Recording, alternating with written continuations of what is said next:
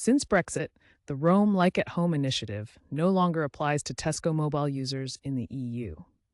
This means you'll face roaming charges unless you have a roaming add-on. First, ensure data roaming is enabled in your phone's settings. Go to Settings, Mobile Data, Data Roaming on iOS or Android.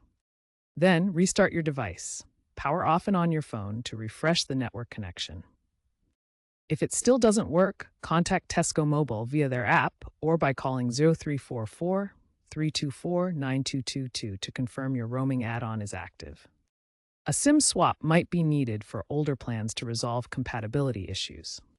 Also, double-check that your APN is set to everywhere or wap.o2.co.uk to ensure proper connectivity. Addressing these common issues can often resolve Tesco Mobile EU roaming connectivity problems. Tesco Mobile offers roaming add-ons, such as the EU roaming add-on that provides data for a fee. These are essential since free EU roaming ended. Looking ahead, the trend is toward more flexible options like daily data passes. eSIM adoption is also increasing, making switching easier.